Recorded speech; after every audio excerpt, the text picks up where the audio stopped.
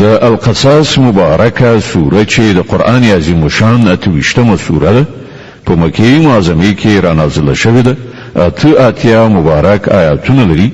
تلاوت او پښتو ترجمه یې له لومړي آیت څخه اورئ. بسم الله الرحمن الرحیم. د الله په نوم چې ډېر زیات مهربان پورا رحم لرونکی دی.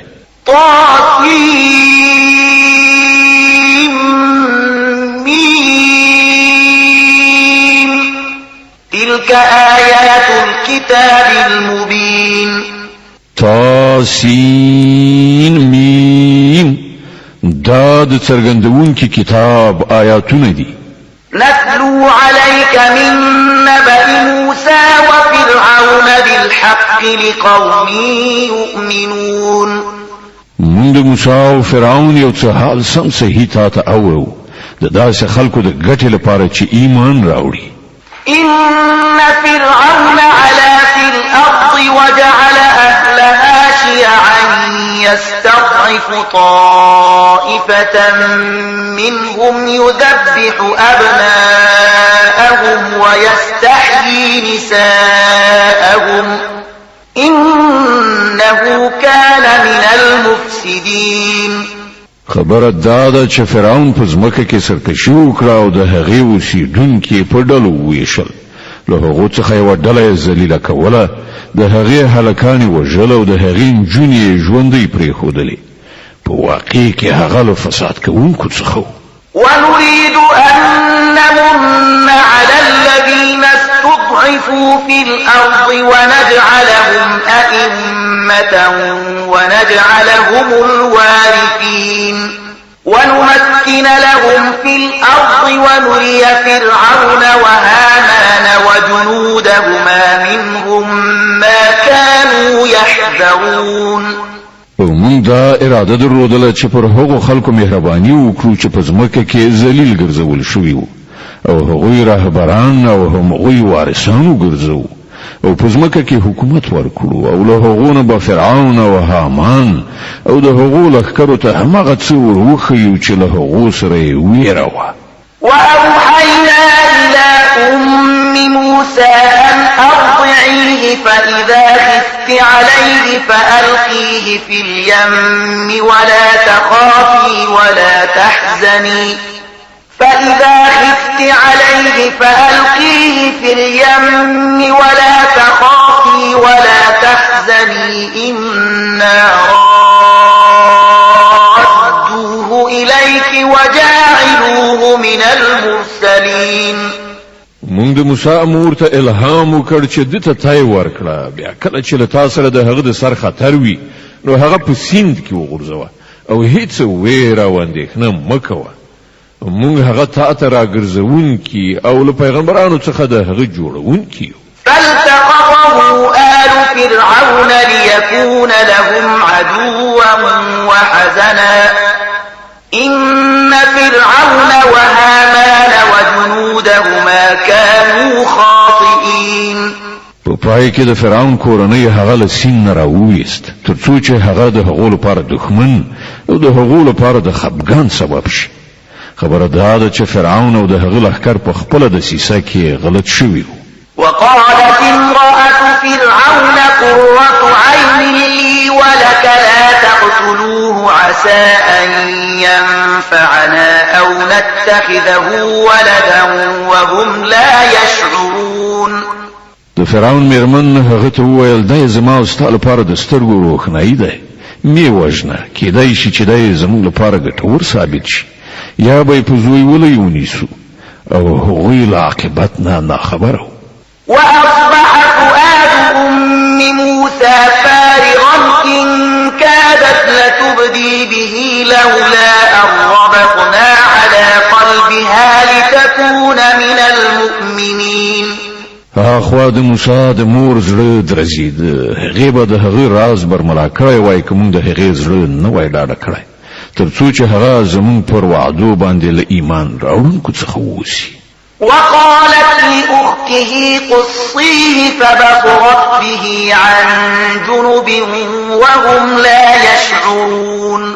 هغه د هلک خور ته وویل په هغه پسې ورشه ورسته ځه نو هغې له ګوښې نه هغه په داسې شان تر نظر لاندې وساتو چې دښمنان پرې ونه پوهېدل. وحرمنا عليه المراضع من قبل فقالت هل أدلكم على أهل بيت يكفلونه لكم وهم له ناصحون. او مون پر موسی باندې لا د مخه د شروع ورکوونو تیونه حرام کړیو. دغه حالت په لیدلو سره د موسی خور هغه ته وویل آیا زه تاسو ته د داسې کور نښه درکړم چې د هغه اوسیدونکي د ده پالنه پر غاړه واخلي او په خیرخواهۍ سره یې وساتي. فرددناه إلى أمه كي تقر عينها ولا تحزن ولتعلم أن وعد الله حق ولكن أكثرهم لا يعلمون. په دې توګه مون موسی بیرته خپل مور ته راوست تر څو چې د هغې سترګې روښانه شي او غمجنه ونه اوسي او په دې وپوهیږي چې د الله وعده رښتیانۍ وه، خو زیاتره خلک په دې خبره نه پوهیږي. ولما بلغ أشده واستوى آتيناه حكما وعلما وكذلك نجزي المحسنين. کله چې موسی د خپل ځوانۍ پوره سن ته ورسېد او د هغه وده بشپړه شوه نو موږ هغه ته حکم او علم ورکړ. موږ نیکانو ته همدغسې مکافات ورکوو. ودخل المدينة على حين غفلة من أهلها فوجد فيها رجلين يقتتلان هذا من شيعته وهذا من عدوه فاستغاثه الذي من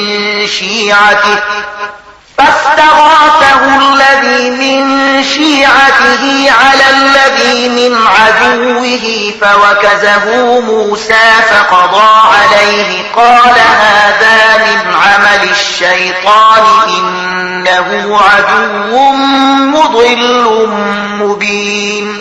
یو ورځ هغه ښار ته په داسې وخت کې ننوت چې د ښار خلک په غفلت کې وو. هلته هغه ولیدل چې دوه تنه په جګړه دي، یو د هغه د خپل قوم څخه وو او بل د هغه د دښمن په قوم پورې مربوط. د هغه د قوم سړي د دښمن د قوم د وګړي پر خلاف له هغه نه مرسته وغوښتله. موسی هغه یو سوک وواهه او د هغه کار یې پای ته ورساوه.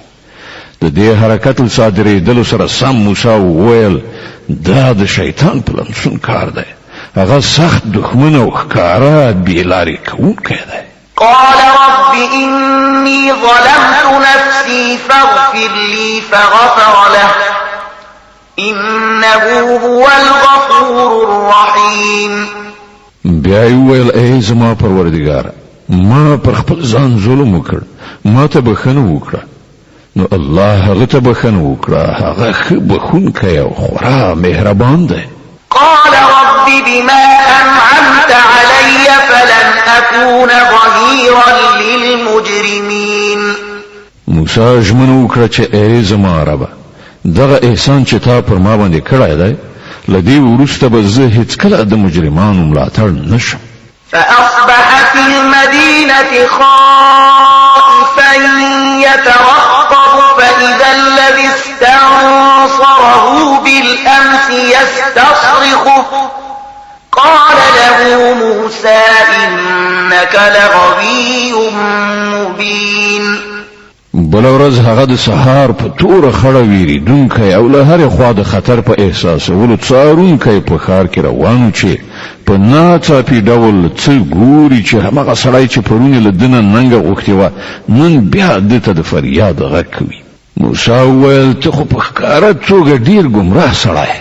فلما أن أراد أن يبطش بالذي هو عدو لهما قال يا موسى أتريد أن تقتلني كما قتلت نفسا بالأمس قال يا موسى أتريد أن تقتلني كما قتلت نفسا بالأمس إن تريد إلا أن تكون جبارا في الأرض وما تريد أن تكون من المصلحين.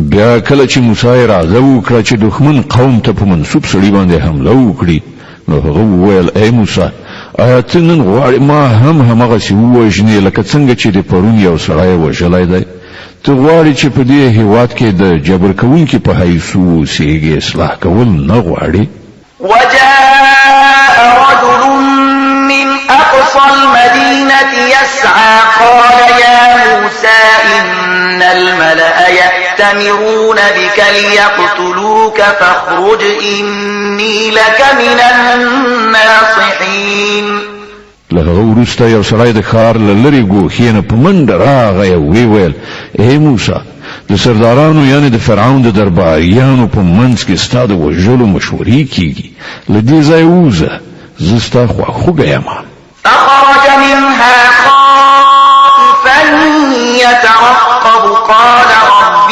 نجني من القوم الظالمين د دې خبر لا اوریدلو سره سم موسی وویرید او په څارنه اندېښمن ووت او هغه دا دعا وکړه چې ای زما ربه ما له ظالمانو څخه وژغوره ولما توجه تلقاء مدين قال عسى ربي أن يهديني سواء السبيل له مصر نه په وتلو سره چې کله موسی د مدین خواته مخه کړه نو وی ویل هیله ده چې زما رب ما په سمه لاره سیخ کړي ولما ورد ماء مدين وجد عليه أمة من الناس يسقون ووجد من دونهم امرأتين تذودان قال ما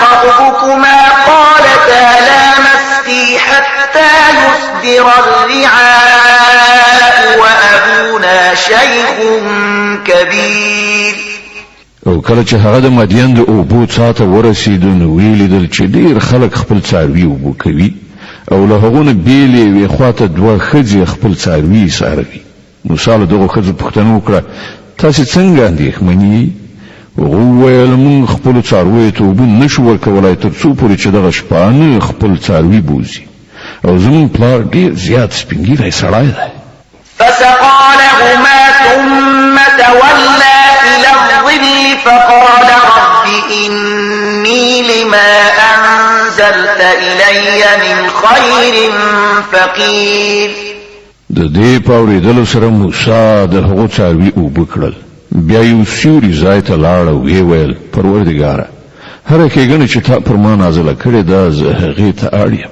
فجاءته إحداهما تمشي على استحياء قالت إن أبي يدعوك ليجزيك أجر ما سقيت لنا فلما جاءه وقص عليه القصص قال لا تخف نجوت من القوم الظالمين ځان لا نو شوی چې له هغو دون جنونه یوه په شرم او حیا سره را روانه ده ته راغله ویې ویل زما پلار تا غواړي تر څو تا چې زموږ لپاره څارویو ته اوبه ورکړي دي د هغه اجرت درکړي موسی چې کله هغه ته ورغی او هغه ته خپله ټوله قصه واوروله نو هغه سړي وویل هیڅ مه ویرېږه اوس ته له ظالمانو څخه ژغورل شوی قالت إحداهما يا أبت استأجره إن خير من استأجرت القوي الأمين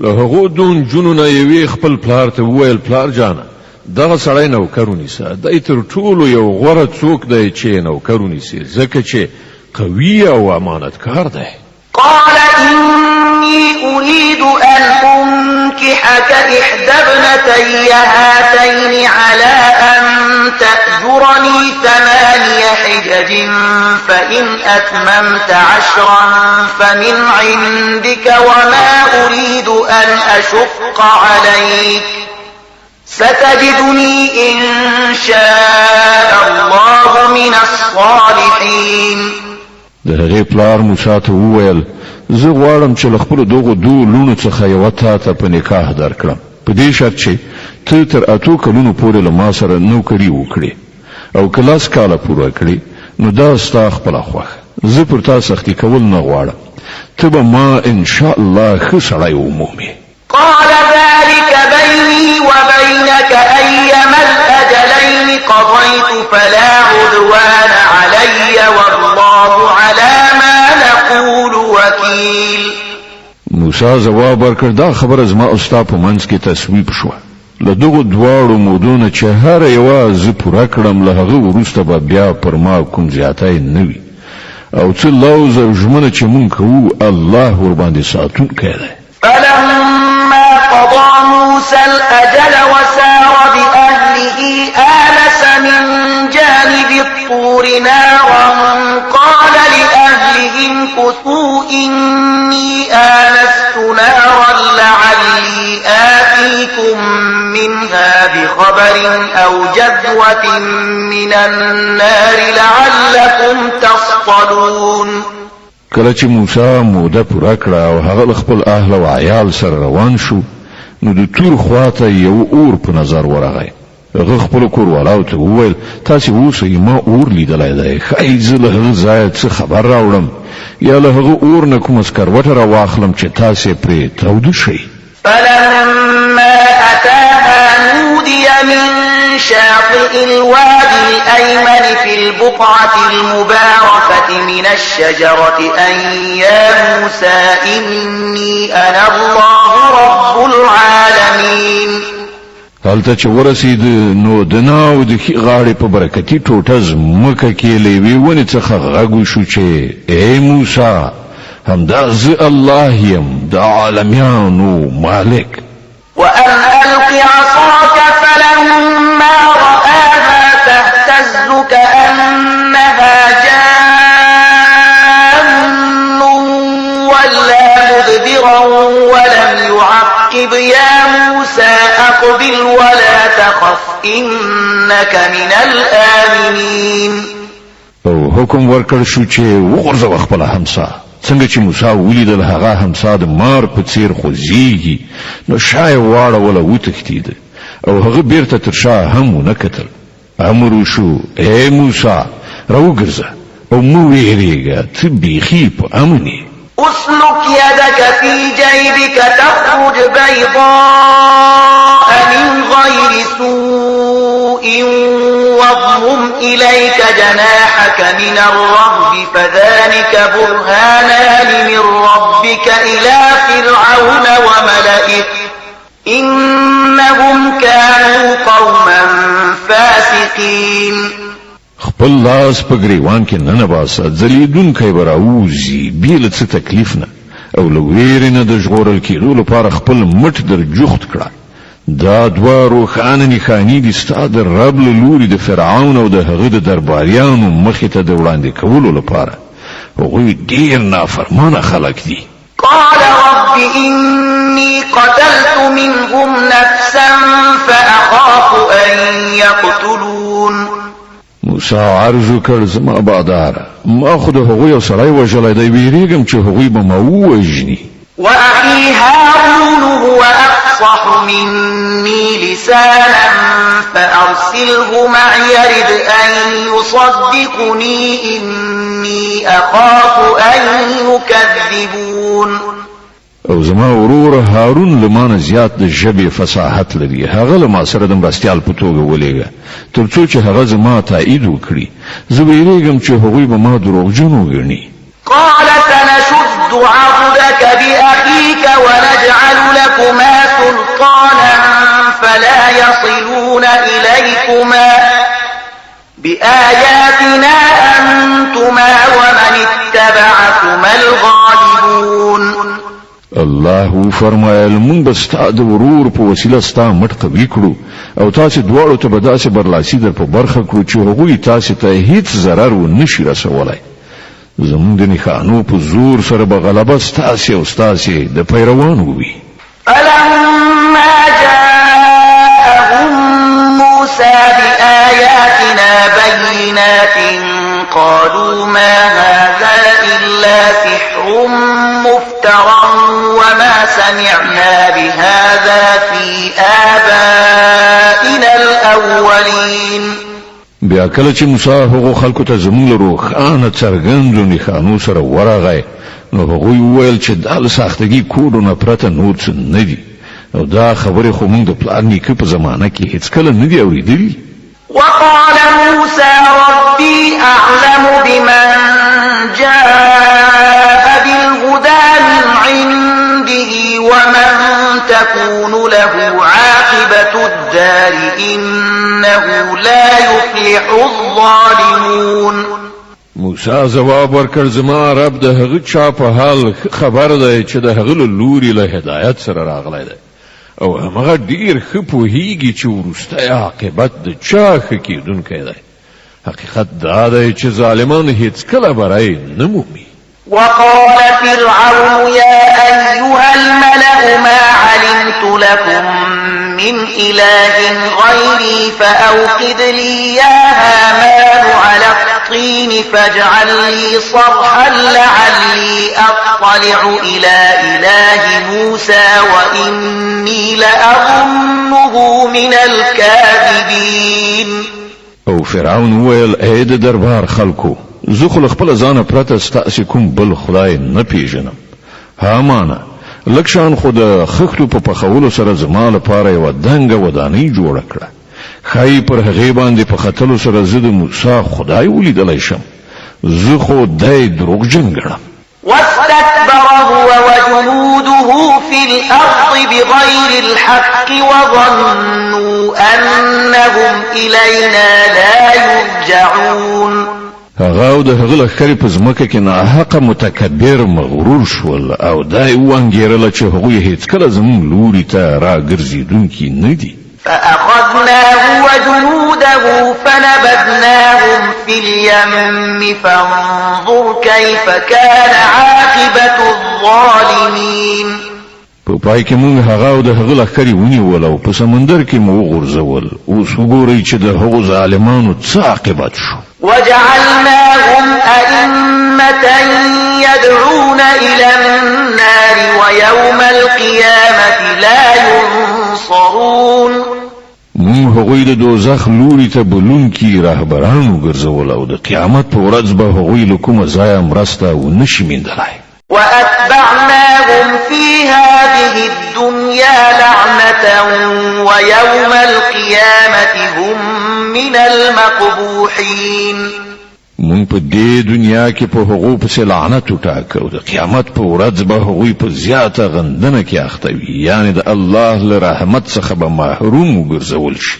ولقد آتينا موسى الكتاب من بعد ما أهلكنا القرون الأولى بصائر للناس وهدى ورحمة لعلهم يتذكرون.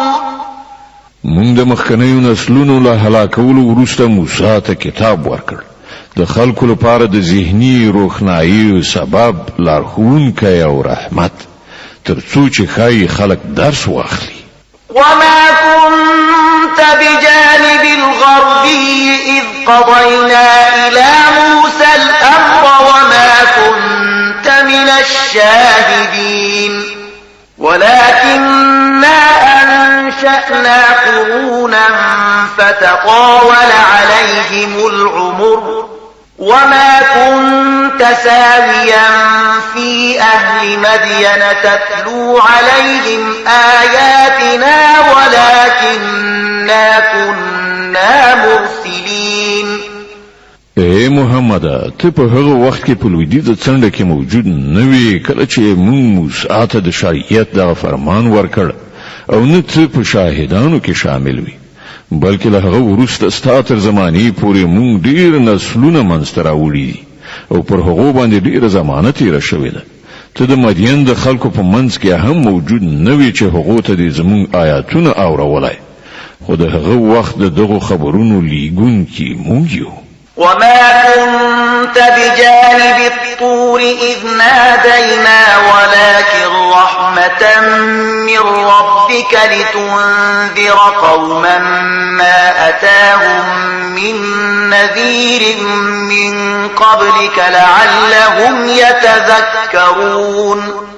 او ته د تور په لمن کې هم په هغه وخت کې موجود نه وې کله چې موږ موسی ته لومړی ځل आवाज کړو خدا ستاد رب رحمت دی چې تا ته دغه معلومات درکول کیږي ترڅو چې ته هغه خلک تنبیه کړې چې هغه ته لتان مخکې کوم تنبیه کوونکی نه دی راغلی خای چې هغوی متوجه شي ولولا أن تصيبهم مصيبة بما قدمت أيديهم فيقولوا ربنا لولا أرسلت إلينا رسولا فنتبع آياتك ونكون من المؤمنين او دا مونږ د دې لپاره وکړل چیرته داسې نوی چې کله چې د هغو د خپل کړو وړو له عمله پر هغو باندې کوم مصیبت راشي نو هغوی وایي ای پروردګاره تا ولې مونږ ته کوم پیغمبر ونه لیږي چې مونږ ستا د آیاتونو پیروي کړې وای او له مؤمنانو څخه شوي وای فلما جاءهم الحق من عندنا قالوا لولا أوتي مثل ما أوتي موسى أولم يكفروا بما أوتي موسى من قبل قالوا سحران تظاهرا وقالوا إنا بكل كافرون مگر کله چې زمونږ له حضور څخه هغو ته حق راغی نو هغو وویل ولې دته هغه څه ورنکړای شول چې موسی ته ورکړای شوي وو دوی له هغه څه نه منکر شوي نه دي چې له دې نه مخکې موسی ته ورکړای شوي وو دوی ویل دواړه کوړي دي چې یوه د بلې تایید کوي او ویل مونږ هیڅ یو نه منو قل فأتوا بكتاب من عند الله هو أهدى منهما أتبعه إن كنتم صادقين ای پیغمبره دوی ته ووایه خنو د الله له لوري داسې کوم کتاب راوړئ چې له دغو دواړو نه زیات هدایت بخونکی وي که تاسې رښتینی یئ زه به د همغه پیروي وکړم فإن لم يستجيبوا لك فاعلم أنما يتبعون أهواءهم ومن أضل ممن اتبع هواه بغير هدى من الله إن الله لا يهدي القوم الظالمين اوس که هغوی ستا دغه غوښتنه نه پوره کوي نو پوهیږه چې په اصل کې دوی د خپلو خواهشاتو پیروان دي او له هغه چانه به څوک زیات گمراه وي چې له خدایي هدایت نه پرته فقط د خپلو خواهشاتو پیروي وکړي الله دغسې ظالمانو ته هیڅکله هدایت نه کوي ولقد وصلنا لهم القول لعلهم يتذكرون او مون پر لپسې هغو ته د نصیحت خبره رسولې ده تر څو چې هغوی له غفلت نه راویښ شي الذين آتيناهم الكتاب من قبله هم به يؤمنون کوم خلکو ته چې مونږ له دین مخکې کتاب ورکړی او هغوی په دې قرآن باندې ایمان راوړي وإذا يتلى عليهم قالوا آمنا به إنه الحق من ربنا إنا كنا من قبله مسلمين او کله چې دا قرآن هغو ته ورول کیږي نو هغوی وایي چې مونږ په دې باندې ایمان راوړ دا پر اختیار سره زمونږ د رب الله خوا حق دی مونږ خو لا د پخوانه مسلمان یو أولئك يؤتون أجرهم مرتين بما صبروا ويدرؤون بالحسنة السيئة ومما رزقناهم ينفقون دا هغه کسان دي چې دوی ته به د دوی اجر دوه ځله ورکړل شي د هغه زغم ټینګار په بدل کې چې هغوی وښود هغوی د بدۍ مخنیوی په نیکۍ سره کوي او کومه روزي چې موږ هغو ته ورکړې ده له هغې نه د خدای د رضا په خاطر لګښت کوي وإذا سمعوا اللغو أعرضوا عنه وقالوا لنا أعمالنا ولكم أعمالكم سلام عليكم لا نبتغي الجاهلين او کله چې بابیزه خبره واورېدله نو په دې وینا سره ورڅخه په ډډه شول چې زموږ عملونه زموږ لپاره او ستاسې عملونه ستاسې لپاره تاسو ته سلام ده موږ د جاهلانو غوندې کړنلاره غوره کول نه غواړو. إنك لا تهدي من أحببت ولكن الله يهدي من يشاء وهو أعلم بالمهتدين. ای پیغمبره ته چې چاته وغواړې هغه ته هدایت نشي ورکولای مګر الله چې چاته وغواړي هدایت ورکوي او هغه خلق خو پیژني چې د هدایت منونکي دي. وقالوا إن نتبع الهدى معك نتخطف من أرضنا أولم نمكن لهم حرما آمنا يجبى إليه ثمرات كل شيء رزقا من لدنا ولكن أكثرهم لا يعلمون. وی وای کوم له تاسو سره دغه هدایت پیروي غوړه کړو نو له خپل هیواد څخه به تختول شو. آیا دا څنګه ده چې مونږ یو د امن ځای حرام د دوی لپاره استوګن ځای وګرځاو چې د هغه لوري ته هر راز میوې را روانې دي زمونږ لوري د روزي په توګه خو له دوی نه زیاتره خلک نه پوهیږي. وكم أهلكنا من قرية بطرت معيشتها فتلك مساكنهم لم تسكن من بعدهم إلا قليلا وكنا نحن الوارثين.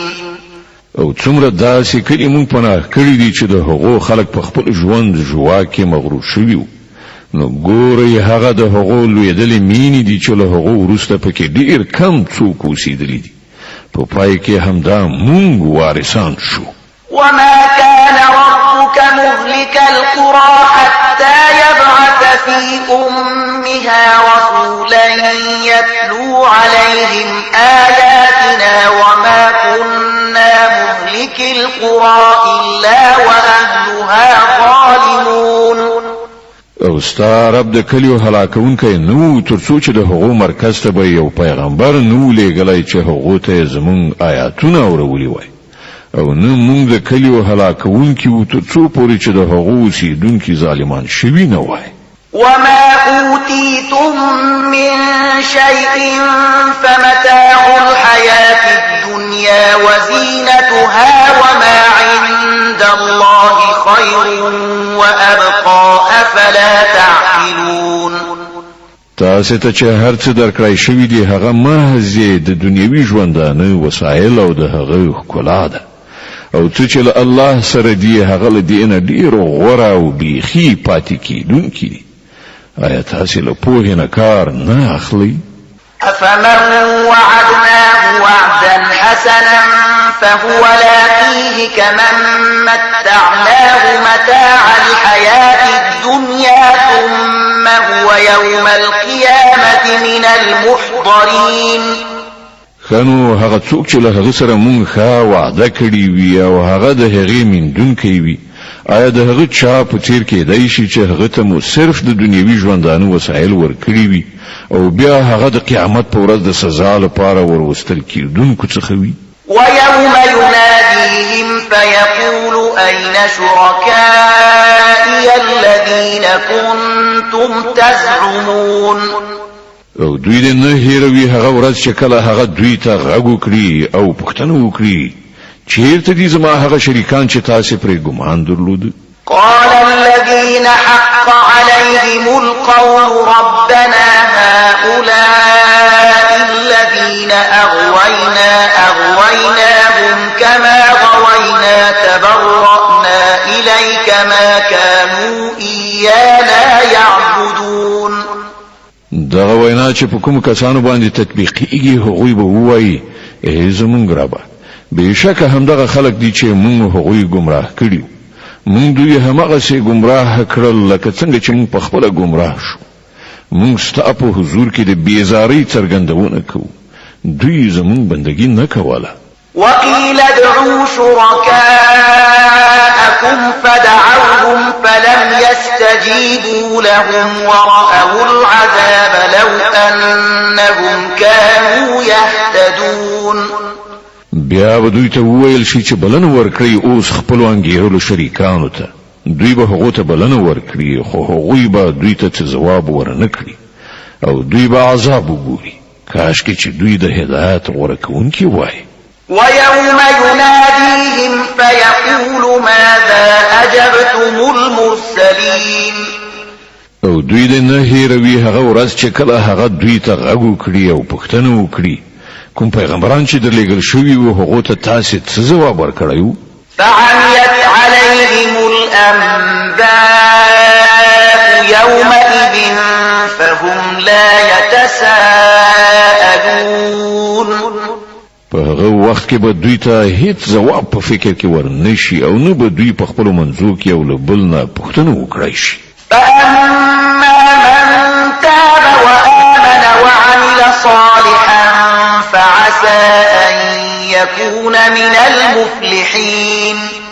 البته چا چې نن توبه ویستله او ایمان یې راوړ او نیک عمل یې وکړ همغه دا هیله کولی شي چې هلته به له فلاح موندونکو څخه وي. وربك يخلق ما يشاء ويختار ما كان لهم الخيرة سبحان الله وتعالى عما يشركون. ستا رب پیدا کوي هر څه چې غواړي او هغه په خپل د خپل کار لپاره چې چاته خوښه شي غوره کوي. دغه ټاکنه د دغو خلکو د کولو کار نه دی. الله پاک دی او ډیر لوړ دی له هغه شرک نه چې دوی کوي. وربك يعلم ما تكن صدورهم وما يعلنون. ستا رب پوهیږي په هغه څه چې دوی په زړونو کې پټوي او په هغه څه چې دوی ښکاره کوي. وهو الله لا إله إلا هو له الحمد في الأولى والآخرة وله الحكم وإليه ترجعون. اما یو الله چې له هغه پرته بل څوک د عبادت مستحق نشته. د هغه لپاره ثنا ستاینه ده په دنیا کې هم او په آخرت کې هم. فرمان روایی د هغه لپاره ده او د هغه لوري ته تاسو ټول ورګرځېدونکي یاست. قل أرأيتم إن جعل الله عليكم الليل سرمدا إلى يوم القيامة من إله غير الله يأتيكم بضياء أفلا تسمعون. ای پیغمبره دوی ته وایه تاسو کله غور وکړ چې الله تر قیامت پورې پر تاسو د تل لپاره شپه خورا کړي نو له الله نه پرته هغه کوم معبود دی چې تاسو ته رڼایي راولي؟ آیا تاسو نه اورئ؟ قل أرأيتم إن جعل الله عليكم النهار سرمدا إلى يوم القيامة من إله غير الله يأتيكم بليل تسكنون فيه أفلا تبصرون. نو دوی نه پوښتنه وکړه تاسو کله فکر وکړ چې الله تر قیامت پورې پر تاسو د تل لپاره ورځ خورا کړي نو له الله نه پرته هغه کوم معبود دی چې تاسو ته شپه راولي تر څو چې تاسو په هغه کې استراحت وکړئ شئ؟ آیا تاسو بصیرت نه لرئ؟ ومن رحمته جعل لكم الليل والنهار لتسكنوا فيه ولتبتغوا من فضله ولعلكم تشكرون. دا د همغه رحمت دی چې هغه ستاسو لپاره شپه او ورځ منځته راوړي دي تر څو چې تاسو په شپه کې استراحت وکړئ او په ورځ کې د خپل رب فضل ولټوئ. ښایي چې تاسو شکر ویستونکي شئ. ويوم يناديهم فيقول أين شركائي الذين كنتم تزعمون. دوی دې په یاد لري هغه ورځ چې کله هغه دوی ته غږ وکړي بیا پوښتنه وکړي چیرته دي زما هغه شریکان چې په هغو تاسو ګمان درلود؟ ونزعنا من كل أمة شهيدا فقلنا هاتوا برهانكم فعلموا أن الحق لله وضل عنهم ما كانوا يفترون.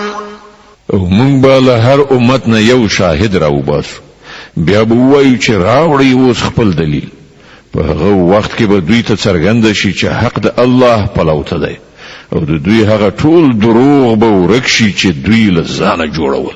إن قارون كان من قوم موسى فبغى عليهم وآتيناه من الكنوز ما إن مفاتحه لتنوء بالعصبة أولي القوة إذ قال له قومه لا تفرح إن الله لا يحب الفرحين.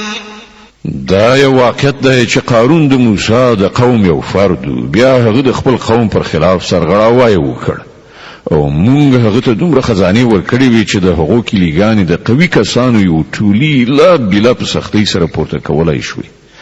یو ځل کله چې د هغه د قوم خلکو هغه ته وویل ما ویاړېږه یعنی ناشکری مکوه، الله ویاړېدونکي یعنی ناشکره نه خوښوي.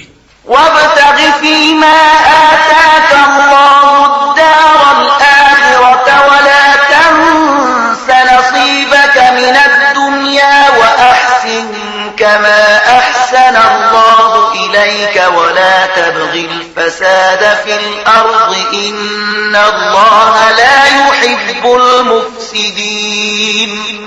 کوم شتمنی چې الله تا ته درکړې ده په هغې سره د آخرت د کور جوړولو فکر وکړه او له دنیا نه هم خپل برخه مه هېروه. احسان وکړه لکه څنګه چې الله له تا سره احسان کړی دی او په ځمکه کې د فساد ولاړولو هڅه مه کوه. الله فساد کوونکي نه خوښوي.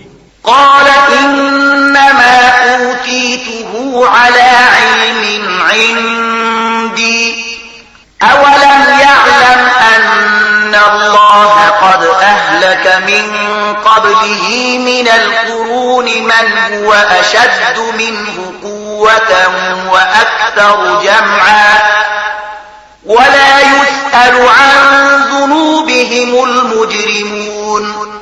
قارون ویل دا هڅه ماته د هغه علم په اساس راکړی شوی دی چې زه لرم. آیا هغه په دې پوه نه و چې الله لدنه مخکې ډیر داسې خلک هلاک کړي دي چې له هغه نه زیات قوت او زیاته ډله یې درلودله؟ له مجرمانو څخه د هغو د ګناهو پوښتنه سمدستي نه کیږي. فخرج على قومه في زينته قال الذين يريدون الحياة الدنيا يا ليت لنا مثل ما أوتي قارون إنه لذو حظ عظيم. یوه ورځ هغه یعنی قارون د خپل قوم په وړاندې په خپل شان شوکت کې ووت. کوم کسان چې د دنیوي ژوند غوښتونکي وو د هغه په لیدلو سره وویل کاش کې زمونږ هم همغه څه وایي چې قارون ته ورکړی شوي دي. دی خو د لویې برخې خاوند دی. وقال الذين أوتوا العلم ويلكم ثواب الله خير لمن آمن وعمل صالحا ولا يلقاها إلا الصابرون.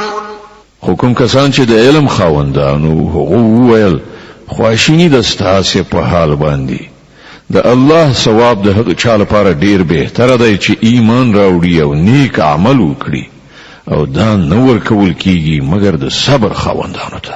فخسفنا به وبداره الأرض فما كان له من فئة ينصرونه من دون الله وما كان من المنتصرين. په پای کې موږ هغه او د هغه کور په ځمکه کې ننویست. بیا د هغه د مرسته کوونکو هیڅ کومه ډله نه و چې د الله په مقابله کې د هغه مرستې ته راغلي وای او نه هغه خپل مرسته په خپله وکړای شوه. وأصبح الذين تمنوا مكانه بالأمس يقولون ويكأن الله يبسط الرزق لمن يشاء من عباده ويقدر لولا أمن الله علينا لخسف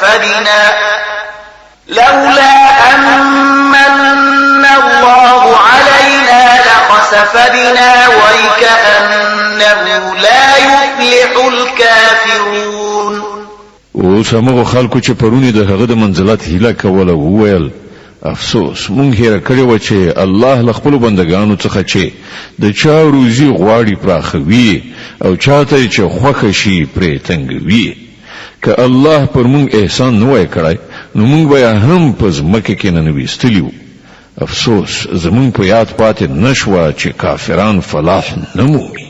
تلك الدار الآخرة نجعلها للذين لا يريدون علوا في الأرض ولا فسادا والعاقبة للمتقين. غدا آخرت کور خو به موږ د هغو خلکو لپاره مخصوص کړو چې په ځمکه کې خپل لوی نه غواړي او نه د فساد کولو اراده لري او نیک عاقبت یوازې د پرهیزګارانو لپاره دی. من جاء بالحسنة فله خير منها ومن جاء بالسيئة فلا يجزى الذين عملوا السيئات إلا ما كانوا يعملون. څوک چې له نیکۍ سره راشي د هغه لپاره له هغې نه زیاته ښه نیکي ده او څوک چې له بدۍ سره راشي نو د بدو عملونو سره رسونکو ته به همغسې بدله ورکړی شي لکه څنګه چې عمل کاو. إن الذي فرض عليك القرآن لرادك إلى معاد قل ربي أعلم من جاء بالهدى ومن هو في ضلال مبين. ای پیغمبره باور ولره چې د دې قرآن مسؤلیت پر تا چولای ده هغه یو ډیر ښه عاقبت ته ستا رسونکی دی. دغو خلکو ته ووایه چې زما رب ښه پوهیږي چې له هدایت سره څوک راغلی دی او په ښکاره ګمراهۍ کې څوک اخته دی. وما كنت ترجو أن يلقى إليك الكتاب إلا رحمة من ربك فلا تكونن ظهيرا للكافرين. ته هیڅ کله د دې خبرې هیلمن نه وې چې پر تا د کتاب نازل کړی شي. دا خو محض ستا د رب په مهربانۍ سره پر تا نازل شوی دی نو ته د کافرانو ملاتړ مه کېږه. ولا يصدنك عن آيات الله بعد إذ أنزلت إليك وادع إلى ربك ولا تكونن من المشركين. او داسې د هیڅ کله ونشي چې د الله آیاتونه چې کله پر تا باندې نازل شي نو کافران تا له هغو څخه راواړوي. د خپل رب لوري ته بلنه ورکړه او هیڅ کله په مشرکانو کې مه شاملېږه. ولا تدع مع الله إلها آخر لا إله إلا هو كل شيء هالك إلا وجهه له الحكم وإليه ترجعون. او له الله سره کوم معبود مبله له هغه پرته بل هیڅ معبود نشته. د هغه له ذاته پرته هر شی هلاکېدونکی دی. فرمان روایی د همغه ده او د همغه لوري ته تاسو ټول ورګرځېدونکي یاست.